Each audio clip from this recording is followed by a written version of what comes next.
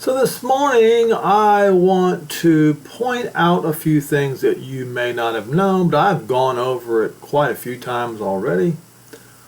But why the worship of Ishtar, the goddess of war, leads to destruction, or how that occurs, and why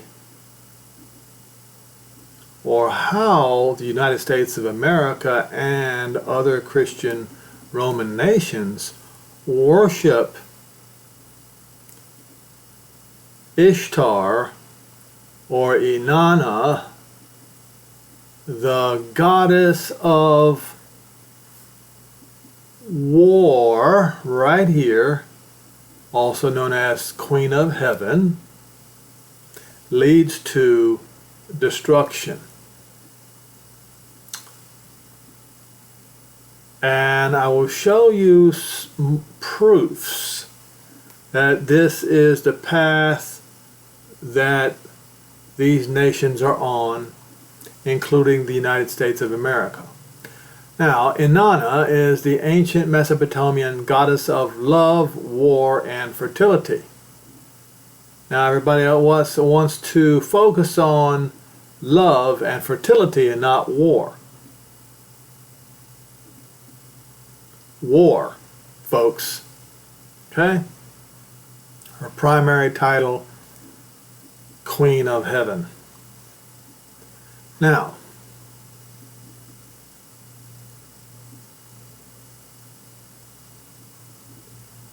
let us go down here. It's too much to read.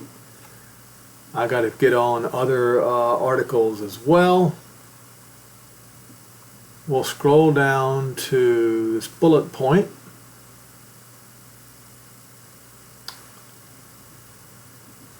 Individuals who went against gender binary were heavily involved in the cult of Inanna, aka Ishtar, Easter. Those who celebrate Easter. And what we have here, so not surprisingly at all, is that people who celebrate Easter today, aka Christians, have turned to this way of thinking. During Sumerian times, a set of priests known as Gala worked in Inanna's temples, where they performed elegies and lamentations. Men who became Gaia were sometimes adopted female names, and their songs were composed in the Sumerian dialect, which in literary text is normally reserved for the speech of female characters, but Sumerian proverbs seem to suggest that Gala had a reputation for engaging in sodomy during the Akkadian period, and I'm not going to read the rest of it because it is absolutely horrific, okay? They were sodomites, but they were trans sodomites. All right?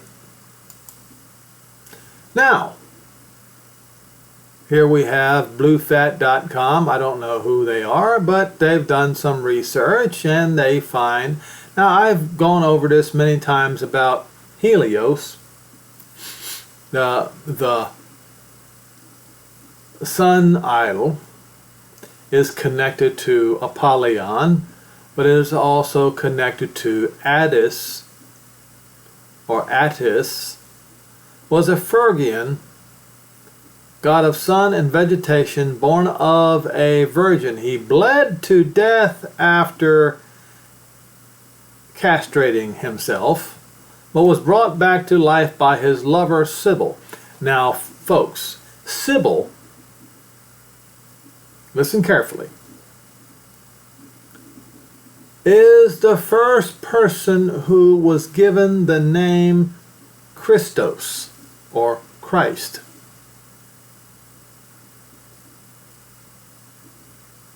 Okay?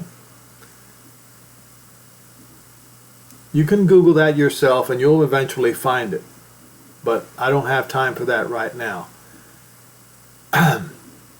His resurrection was celebrated each spring by the Romans beginning in the 3rd century BCE.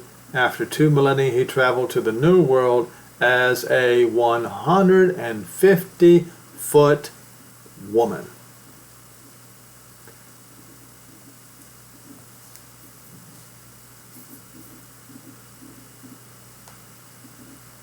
The national idol of the United States of America is a transvestite. All right.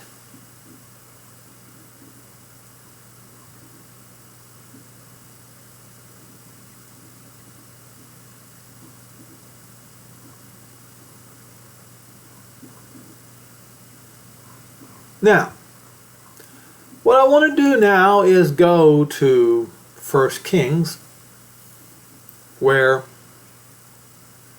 ancient Israel, the kingdom of Israel, and the kingdom of Yehudah were adopting these same practices of the Canaanites, the cursed Canaanites, who lived in the land before the Israelites did.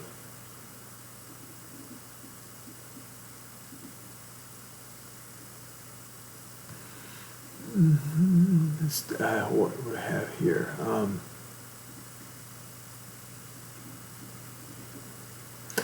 And Rehoboam, the son of Solomon, reigned in Yehudah. Rehoboam was 41 years old and he began to reign. And he reigned 17 years in Yerushalayim, the city which Jehovah did, not the Lord, folks. Learn that name and learn it carefully and fearfully. Do not put any other name in the place of Jehovah. Did choose of all of the tribes of Israel to put his name there, and his mother's name was Naamah, and Ammonitis. And Yehudah did evil in the sight of Jehovah, and they provoked him to jealousy with their sins which they had committed above all their fathers had done, for they built them high places, images and groves on every high hill and under every green tree. And of course, you Christians, you love to put that green tree as an evergreen tree in your house and put gifts up underneath of it. And let me show you what these high places really are. Originally, just heights, high places, waves, whatever. And then high mountains, forest mountains. It could be high places, battlefields, chief places of land of possession. But in number 3, high places as place of worship. So we know that there are places of worship. So we know it is definition number 3. Now it says, at first on hills and mountains, later on artificial mounds or platforms. Sometimes they still are on artificial mounds or platforms, under green trees and in cities, and still later for the chapels erected thereon.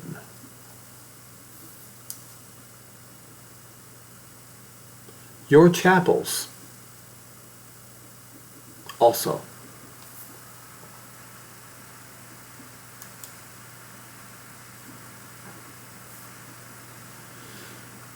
And images and groves, your graven images like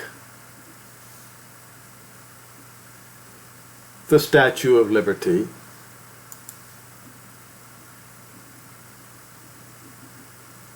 I'm having difficulty today with the internet, so please bear with me here.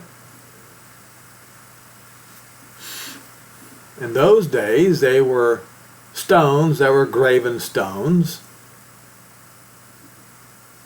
image or a pillar, okay? But that's what the Statue of Liberty is today.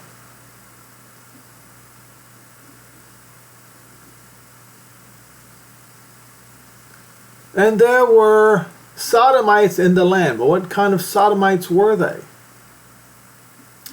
They were temple prostitutes, aka transvestites. And they did according to all of the abominations of the nations which Jehovah cast out before the children of Israel. So what we have here in the United States and in Europe,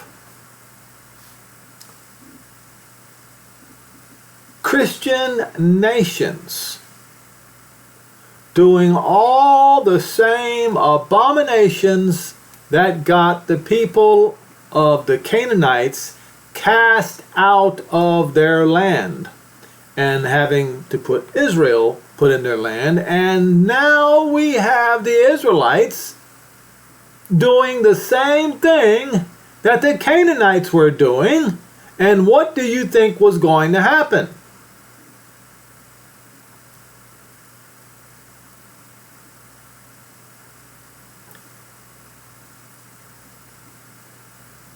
So we're going to look here.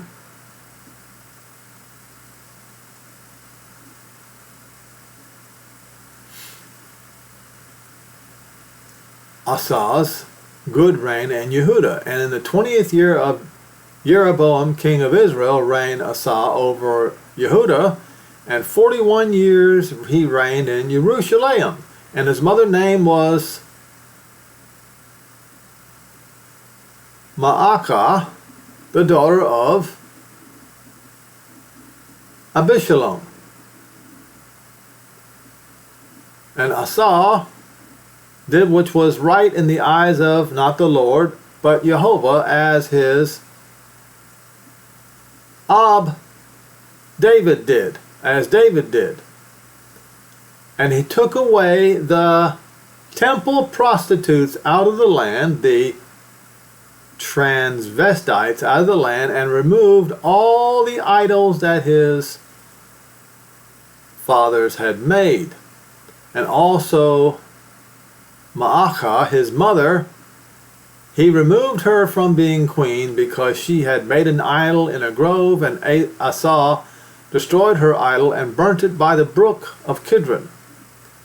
But the high places, the chapels, were not removed. Nevertheless, Asa's heart was perfect, was complete, safe at peace with Jehovah in all his days, and he brought in the things which his father had dedicated, and the things which himself had dedicated into the house of Jehovah, silver and gold and vessels. All right. But these things that they did eventually would lead them to be driven out of their lands and become slaves in Babylon. Yet the people of the United States of America and their governments, and also the people of Europe, think the same thing will not happen to them as what happened to ancient Israel, as what happened to the Canaanites. What I am telling you is this: these things that the United States of America, that Europe is doing, is promoting, is going to get their land emptied of people. There will be nobody living here. There will be nobody living in Europe. And the scripture says so. what I want to do, and not only Europe, not only United States, but also the ancient land of Babylon, and Persia. How do I know this? Well, if we go to Bible Hub and we go to Daniel,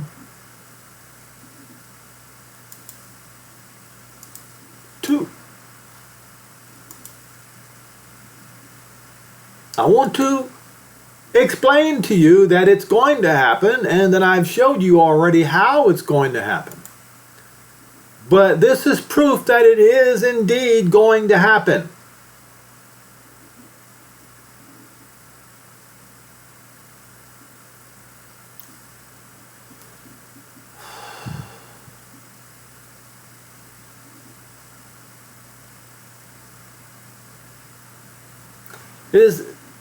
We'll start in verse 31. You, O king, saw and you beheld a great image. This great image, whose brightness was excellent, stood before you, and the form thereof was fearful. This image's head was of fine gold, his breast and his arms of silver, his belly and his thighs of brass, and his legs of iron.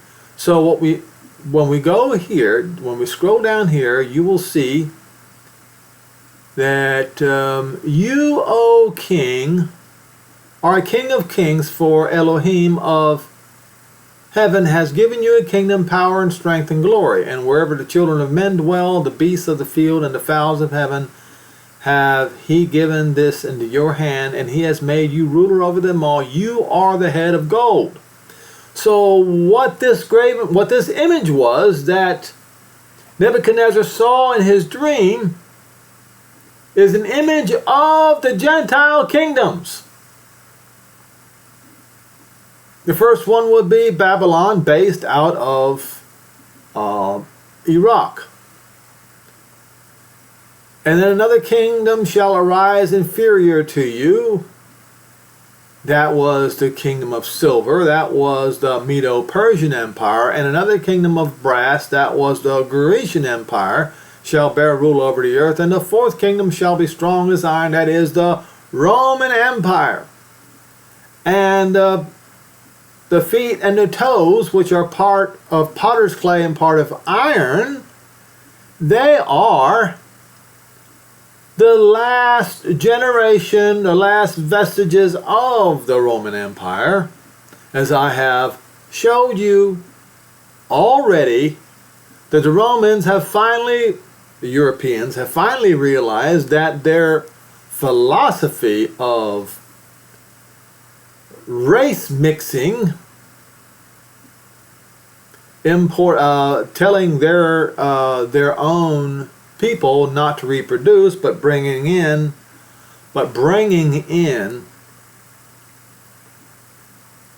others whose culture cannot mix with theirs. Okay, where you can see right here, and you saw that the feet and toes, part of potter's clay and part of iron, and the king was divided.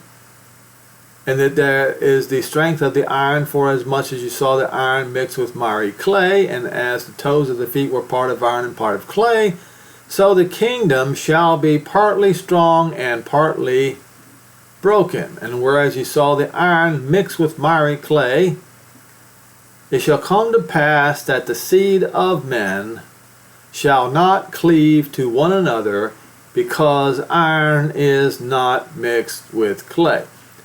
So we see that happening right now. If you have watched my previous couple of videos, I will have pointed out to you. Now, in those days, in the days of the part iron and part clay, shall Elah, king of heaven, set up a kingdom which shall never be destroyed, and the kingdom shall not be left to other people. But this kingdom shall break in pieces and consume all these pieces, and it shall stand forever. For as now, I want you folks to remember how that kingdom of Jerusalem are going to break and consume these kingdoms.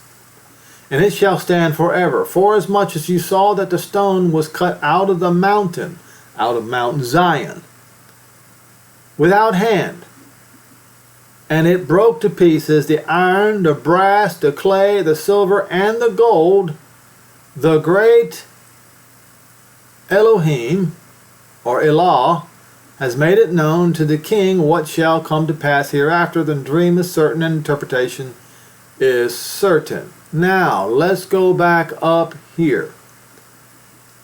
Verse 35, and then was the iron and the clay and the brass and the silver and the gold broken, shattered to pieces as one together, and became like the chaff of the summer threshing floors, and the wind carried them away, and no place was found for them. They couldn't live in their lands anymore. No place was found for them. And the stone that smote the image became a great mountain and filled the whole earth. Now, so these people in these lands became homeless. What, pray tell, are they going to do? What we want to do is go back to Genesis 9, or is it 13? I can't remember. I'll try 9 first. 9, and probably verse 13. These are the blessings before Noah's death. And he said, blessed be not the Lord, but Jehovah, Elohim of Shem. Canaan shall be his servant. Elohim shall enlarge. He is going to get most of the land to be spacious, wide, and open. Indeed, the sons of Japheth, they have Russia, they have Europe, they have North America, most of North America, they have South America, that is the vast majority of the lands of this world. Okay? But what happens? But he's going to end up dwelling in the tents of Shem. Why? We just read what is going to happen to the Roman Empire. The Roman Empire is the one that's going to be struck at its feet. But all of those nations, including the Babylonian and the Persian and the Grecian Empire, are going to be homeless. The sons of Japheth will have no choice but to dwell in the tents of Shem.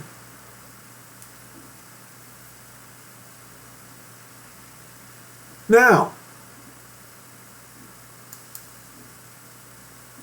we just had a peace summit in Switzerland 2 days ago. When they shall say peace, then sudden destruction shall come upon them as a woman in travail, and they shall not escape.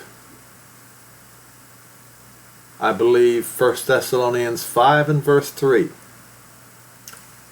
Now listen to here. Now, here is the Italian Prime Minister. She is supposed to be the leader of the Conservative Party in Italy. Russia will be forced to surrender if the Kremlin does not agree to the terms of peace. according to Italian Prime Minister Giorgia Meloni during the broadcast of the second plenary session of the Peace Summit. Defending Ukraine means uniting all the efforts of the international community to protect Ukraine. If Russia does not agree to Ukraine's terms, we will force it to surrender. If this is not the most delusional thing you have ever heard. Now, why do I say it's delusional? Well, because if you bother to read Revelation 9, verse 17 through 18, you will realize that it is Russia that is going to launch the nukes, that is going to destroy 1/3, kill 1/3 of the population on the earth in the sixth shofar sound. I have gone over that over and over and over again.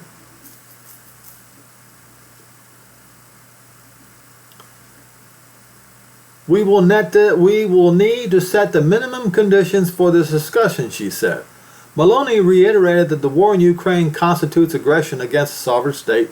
Peace does not mean surrender, as Putin seems to suggest with his latest declaration. It does not, whatever. But as you can see, they are going to force Russia to surrender.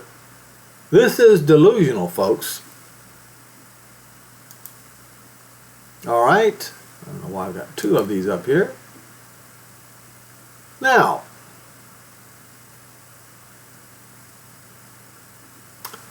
in this particular article, I don't want to read the whole thing, but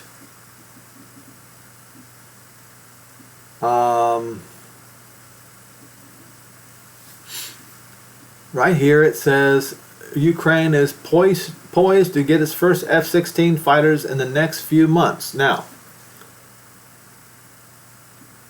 Russia has warned the West that giving Ukraine F-16s is the same as arming them with nukes. This is what they said. Okay. I will scroll down here to this highlighted area. The exact number of F-16s that will arrive in Ukraine this summer remains unclear, but the timeline marks a major update after Assistant Secretary of Defense for International Security Affairs Celeste Valander told reporters in January that the Pentagon expects the Ukrainian Air Force to achieve initial operating capability on F-16s by the end of 2024. So we're talking about the end of this year when the Ukrainians will be operating them. Now, what I also wanted to point out was the West plan to house these F-16s in Romania and possibly Poland,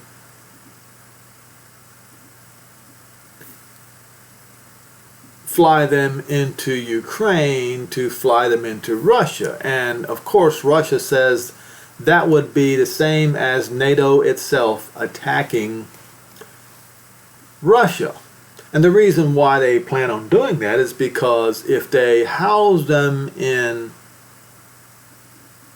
Ukraine, as soon as they are in Ukraine, the Russians will bomb them. So if they house them, they figure if they house them in Romania and Poland, that Russians can't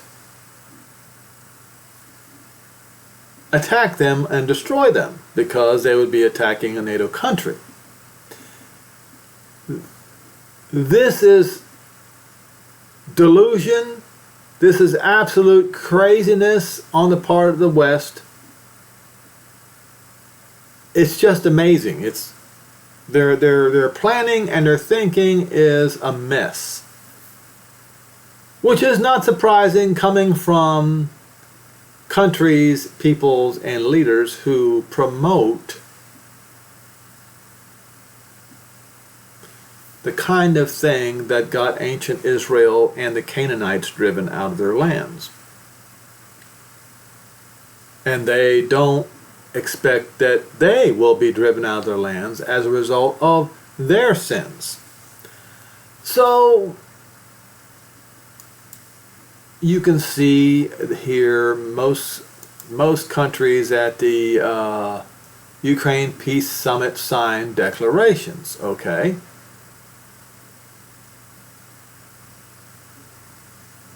So you have Western countries and their allies denouncing Russia's invasion of Ukraine at the Peace Summit in Switzerland, but failed to persuade countries like Brazil, India, South Africa, and Saudi Arabia to join their final statement. All right.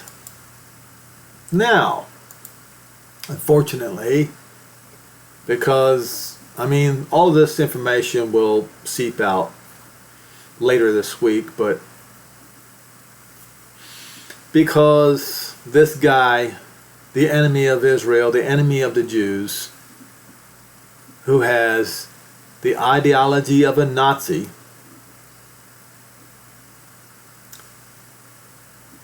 has people in the intelligence sector in the government who gives him and feeds him information because they're just like him. I have to pull some information just to show you what the president of Poland said, since I can't get it anywhere else. This is very, very important. All right. So at peace conference in Switzerland, Poland proposes breaking up Russia into 200 ethnic states. Okay? Russia should be broken up according to nations attending a so-called peace conference in Switzerland regarding the Ukraine-Russia conflict. Does that sound like a peace conference to you? Day one of this conference was so egregious the president of Colombia walked out. The peace conference began with the president of the host country, Switzerland, speaking to the gathered participants. Swiss President Viola Amherd actually talked what sounded like common sense, saying we all understand that a peace process without Russia is inconceivable. Yet that's exactly what they were doing, holding a peace conference without one of the combatants, Russia. She then had the temerity to say we can pave the way for peace and continue right on with the peace conference, even though she said it was inconceivable to do so without Russia, whom she did not invite. It went rapidly downhill from there. President Duda of Poland said the following: I propose to divide Russia into 200 ethnic states. Russia is the largest colonial power in the world and is holding 200 ethnic states captive. The official sovereign proposal made by President Duda of Poland to break up Russia is in itself a threat to existence of the Russian state under Russia's public doctrine on the use of its nuclear arsenal. This threat to the existence of the state justifies Russia using its nuclear arsenal to protect itself. Alright, so we have more delusion. Now, of course, Hal Turner is all the way headlong on the side of Russia. It would not surprise me if he sings the Russian national anthem and swears his allegiance to the Russian flag, but that's neither here nor there. I just wanted to point that out.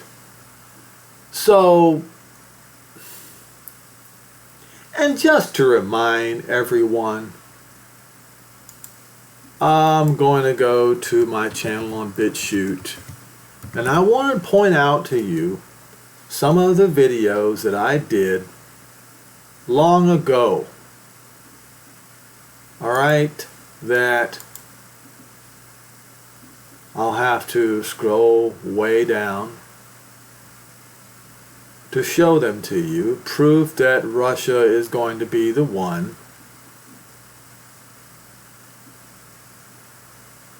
that launches, or that where the sixth Shofar sound is launched.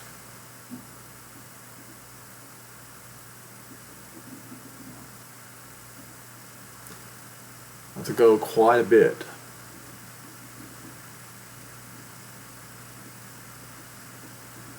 Please be patient.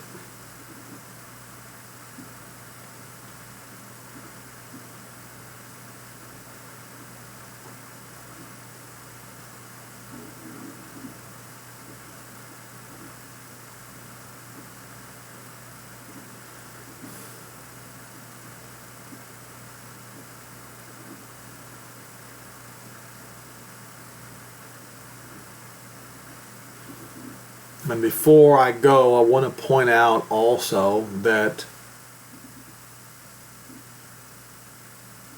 I think that in order for the stone, well, I could be wrong, but I want to show you something in Ezekiel 39.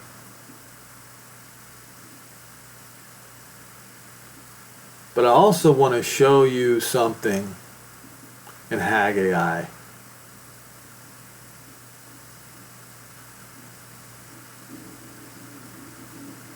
Haggai 2. That was way, I believe it was back in February of 2022.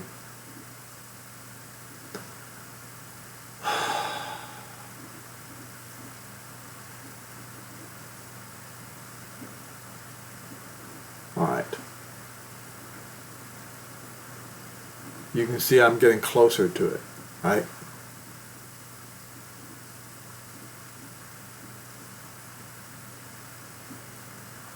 So this was over 2 years ago.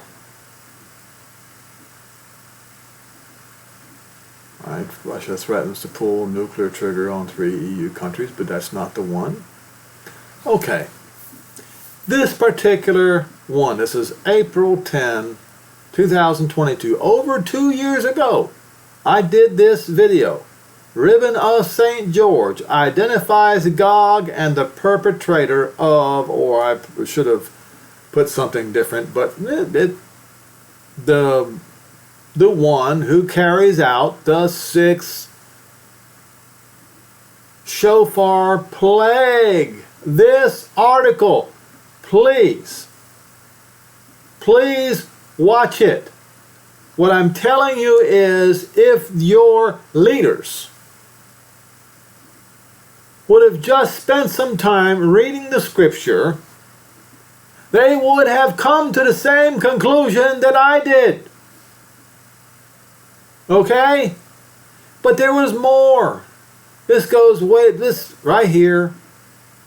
Russian Yars ICBM launchers accurately described in the 3 woes. Okay?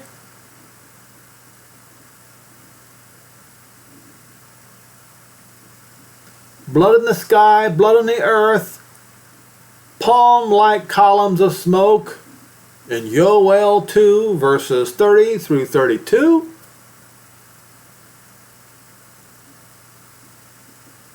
And down here I pointed out that,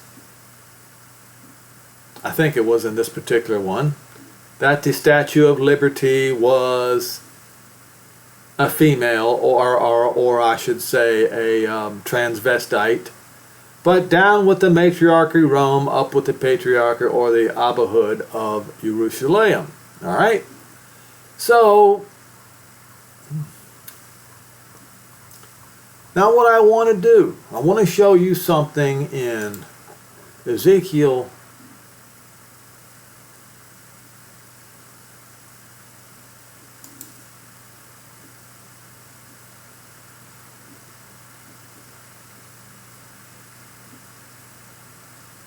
Why I think that Israel is going to be forced to pull the ultimate trigger. Come on. There we go. Remember, do not forget, folks, 2 things can be true. 2 things can be true. Watch this.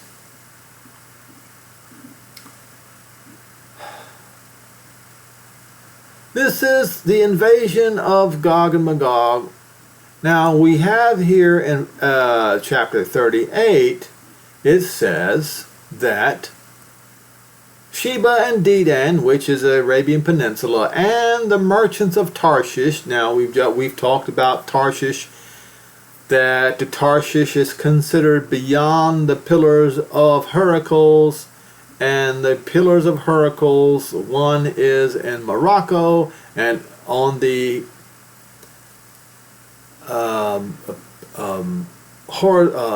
vertically from the Strait of the pillar of Gibraltar, or the Rock of Gibraltar, okay, and the upper one is Gibraltar.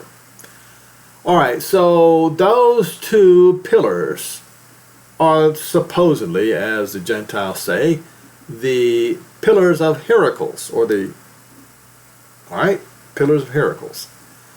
So beyond the pillars of Heracles is what they say Tarshish is. Well, that would be the continents of North America and South America, all right? With all the young lions, that would be young nations, young strong nations thereof shall say to you, are you come to take a spoil? Have you gathered your company to take a prey, to carry away gold and silver? No, what are you doing? In other words, questioning. What are you doing? Why are you invading?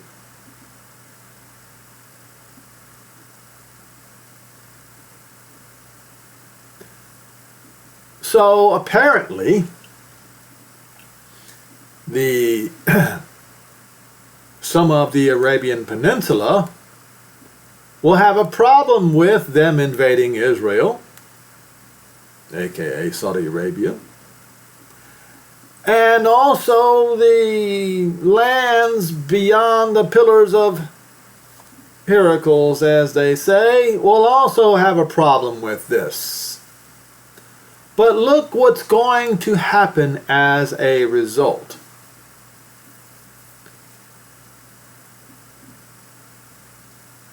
I will bring you upon the mountains of Israel, and I will smite your bow out of your left hand and cause your arrows to fall out of your right hand. That sounds like equipment failure to me. And you shall fall upon the mountains of Israel, you and all of your armies, and the people that are with you will I give unto the ravenous birds of every sort. Now, you read further into Ezekiel 38 that there's going to be a great earthquake in the land of Israel. And the beasts of the field to be destroyed, and you shall fall upon the open field, for I have spoken, it says, Adonai Yehovah. And I will send a fire on Magog. And among those that dwell carelessly in the coastlands, that would be Rome, the Roman Empire. Let me show you.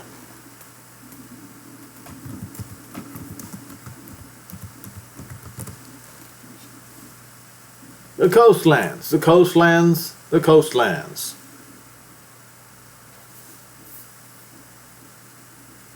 All right?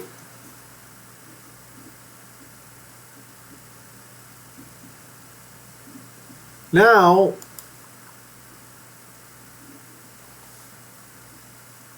I have asked myself, debated within myself, is it going to be by the weapons of the Gentiles themselves attacking each other? The answer is yes. Is it going to be by Israel's weapons attacking the Gentiles? The answer is yes. It's going to happen at the same time. Let me show you. I've said this before. We go back to 38. It says right here.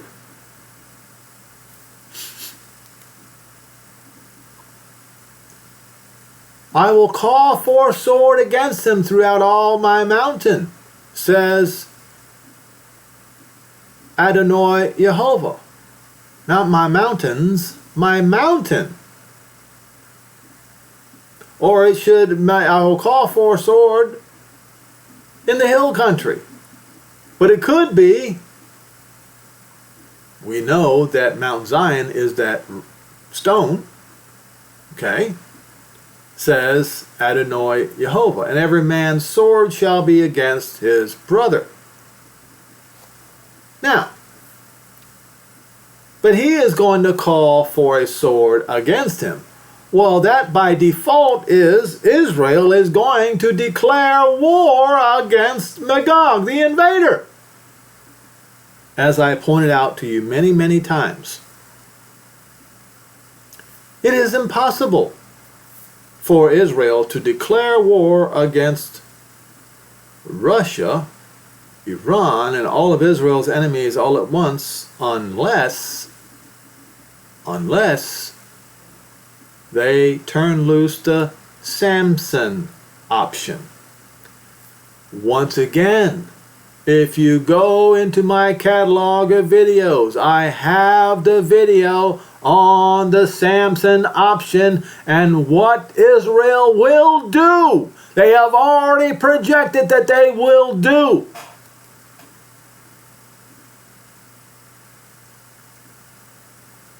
They will launch nukes against Russia,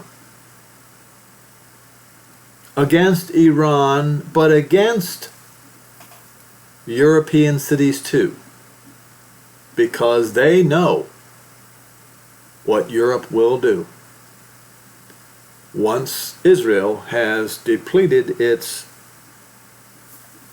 nuclear supply. The Samson option. I wonder if I even have, if I can go to YouTube and look at my channel. See if I can find that.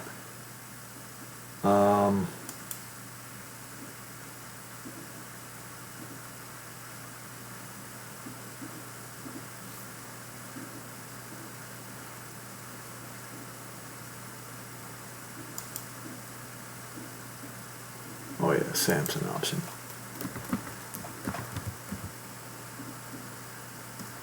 Right here. No? Oh, I think this is it. Doomsday bunkers will not save the ruling class from Israel's Samson option, and here's why. Okay? So in this particular video, I go over the Samson option, and then I go over Ron Rosenbaum's book, How the End Begins. The road to a nuclear World War III, that in his opinion, in the aftermath of a second Holocaust, Israel could bring down the pillars of the world, attack Moscow and European capitals, for instance, as well as the holy places of Islam. He writes that the abandonment of proportionality is the essence of the Samson option. Now, what I'm telling you is that falls right in line with verse 21 of Ezekiel 38 and also Ezekiel 39, where he says, I will send a fire on Magog and among them that dwell carelessly in the coastlands, and they shall know Yehovah.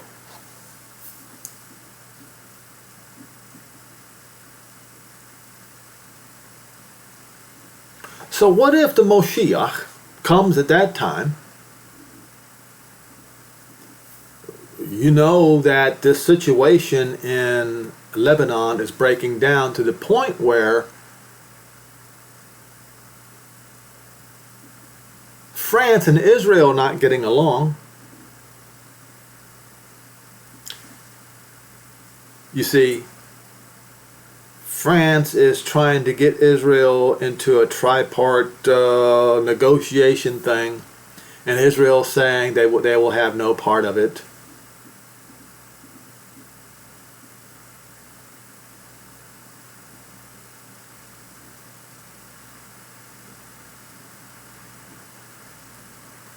I'm just telling you, watch out, folks.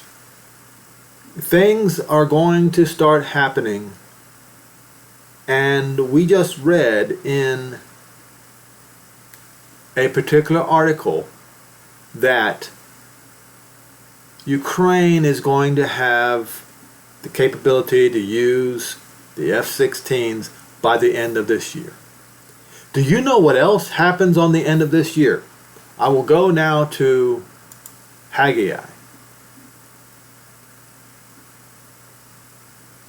Haggai 2. Now what I want you to understand is, folks,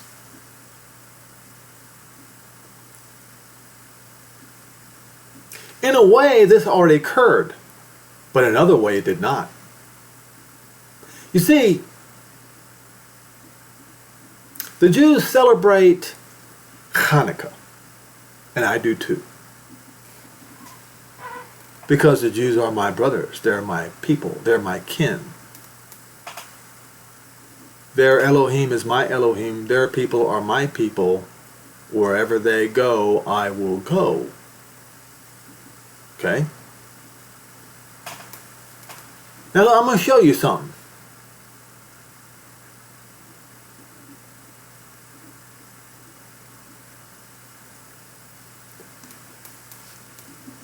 Verse 18, set this day that the foundation of Jehovah's, not the Lord's temple, Jehovah's temple was laid. Set that day. What day is that? Hanukkah, the first day. Why? The word of Yehudah came to Haggai in the 24th day of the 9th month is what it was.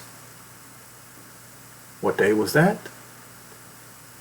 What will be in the future called Hanukkah. Speak to Zerubbabel, governor of Yehudah, saying, I will shake the heavens and the earth. Ezekiel 38. And also, it's written in the 6th seal. I will overthrow the thrones of the kingdoms, and I will destroy the strength of the kingdoms of the heathen, of the Gentiles, of the Goy, and I will overthrow the chariots, their Merkava, their tanks, and those that ride in them, and the Sus, that would be their birds, war birds, and their riders shall come crashing down, everyone by the sword of his brother.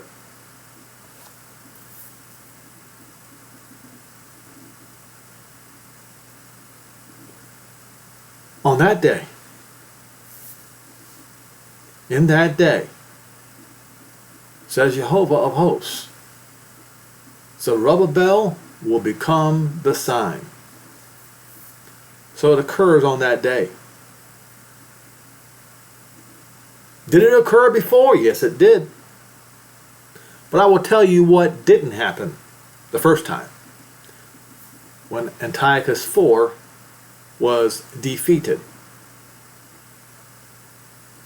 What didn't happen is that the thrones of the kingdoms and the strength of the kingdoms of the Gentiles and their chariots and their Sus, their riders, all came down by the sword of his brother. That did not happen.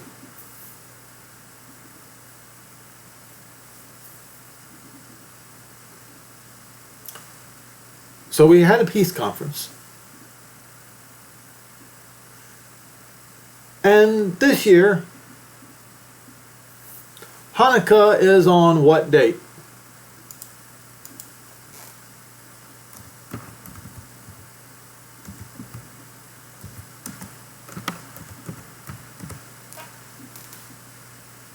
Well, what do we have here?